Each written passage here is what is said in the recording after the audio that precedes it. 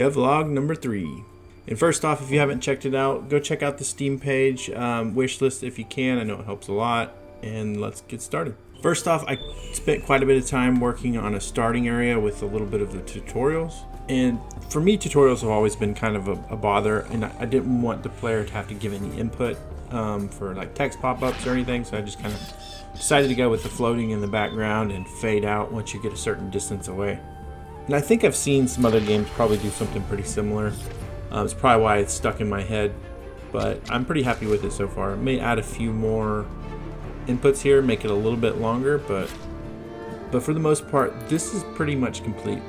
Next, I did a little bit of work on kind of your home scene, which is the ship. I made it kind of match the area you're in, so the environment changes a little bit. That's really the only change here.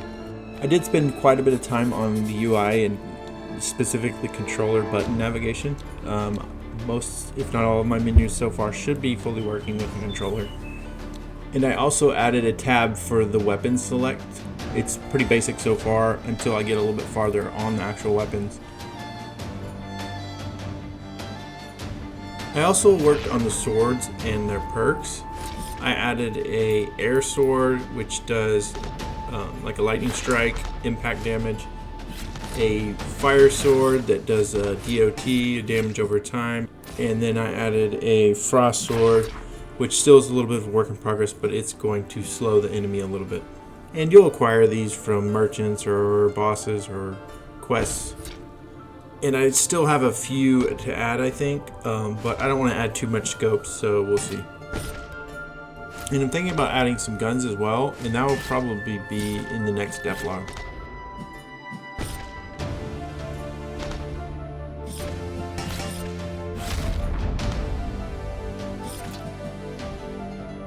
Next, I added a little bit of camera movement for the right joystick, so you can look up and down to kind of see what might await you below or above you.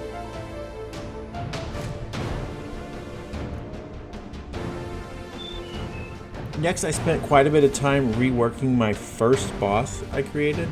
I gave him his own whole new area and all new attacks and phases.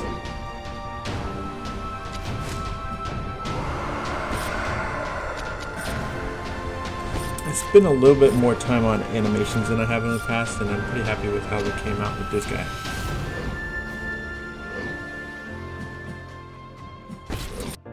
I also added, and definitely still working on this next boss, and I'm not going to show a lot on this one, but this one is the first one I'm incorporating quite a bit of mechanics in different phases on. This is going to be one of the top tier in-game bosses. Where my plan is to have 3 to 4 kind of hidden in-game, quite a bit more difficult mechanic based fights than the required kind of main story bosses.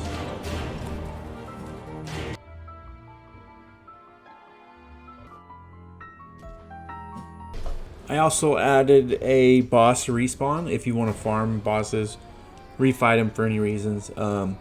An orb drops and you can zone back in and respawn the boss if you want, and loot him as well, so give the opportunity to farm the bosses if you want. And I am kind of debating if I want to make the respawns a little bit tougher. So after you beat them the original, if you want to farm them, they might be a little bit harder. I came back to my list. Now I had a few animations and things missing still on my main character. The only one I implemented now is the landing. I didn't have a landing animation, so I need to tweak it a little bit more, but still it looks quite a bit better than just hitting the ground and stopping. So I had started before working on the phantom powers, so like the big slash attack where it spawns a projectile. But it was basically unlimited. You could use as much as you want. So I tied that to a slider on the UI and added a recharge on it. Now, next I noticed my parrot, he didn't behave very well. He definitely needed a rework. He would just attack straight ahead and not dynamic. So if you jumped over something, he would he wouldn't attack an enemy. So now if he's in range of an enemy and his cooldown is off, he will go and attack him any direction. So now I'm pretty happy with how he is. I just need to start working on some of the other items and his passive effect to go fetch coins. I also finally got around to adding a dialogue controller, something I've been putting off a while. I did the UI as well for this and just created an abstract class that I can extend to all my unique situations where I'll have dialogue.